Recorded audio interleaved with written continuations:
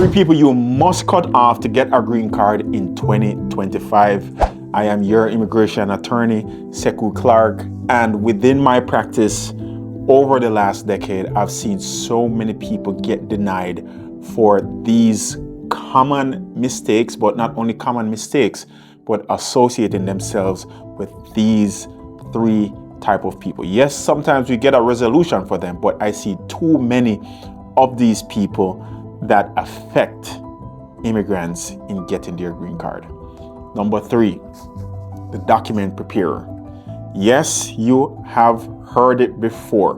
I mean, don't get me wrong. There are some really good document preparers out there that they're diligent and they do such a good job. But I would say 40% of the cases that I get, right, that have major issues in it, sometimes fatal issues in it, are by document preparers, making major errors or giving the wrong relief to immigrants. What's the wrong relief? Telling someone that they are eligible for an adjustment of status when that person crossed the border, or they are giving them incorrect information, such as you can file for an asylum 2 years after entering the country, right? Giving them wrong information, like do not show up to an immigration hearing, where the consequences of that is getting a removal order entered against you. Huge fatal errors that a really good attorney, they would not advise these issues.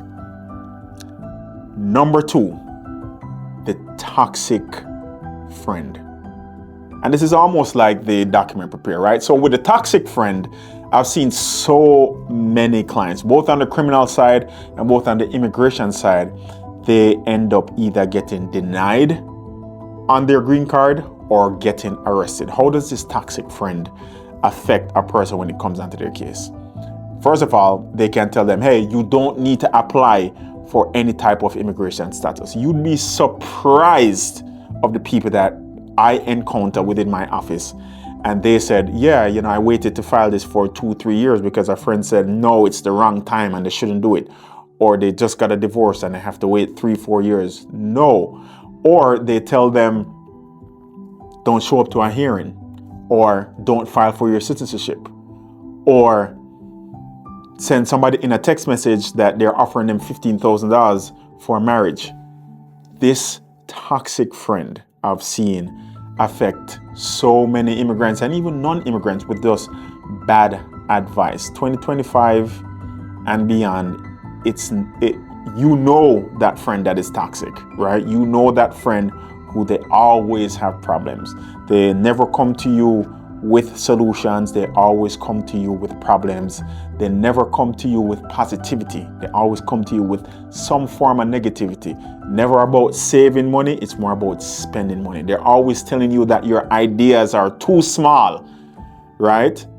No, they're always telling you that your ideas are too big or unrealistic. These are the same ones that will prevent you from trying to get your citizenship or your green card status sorted out, or just elevating in life. And last but not least, it is the bad spouse. You would be surprised of how many lives I see ruined by people who choose a bad spouse. But guess what? I get it, right? I get it. You don't know a lot of times that the spouse will end up being bad, but you see those red flags. For instance, one, if you're an immigrant and you have a spouse that has been married twice before you, and they have petitioned for their spouse 2 times, meaning petitioning for an immigration benefit, and you are the 3rd person in line, immediately off the bat, your case is going to be scrutinized for marriage fraud. It doesn't mean it's going to be denied. It will be significantly scrutinized because of those previous marriages. And these are red flags that you already know. The other thing that the bad spouse does is the one who they are physically abusive, or they are toxic in the sense that they use your immigration status against you, or they use the phone as a weapon. What do I mean the phone as a weapon? Yeah, I mean, not throwing it, and some of them do. But they are at any given moment saying that they're going to call police on you.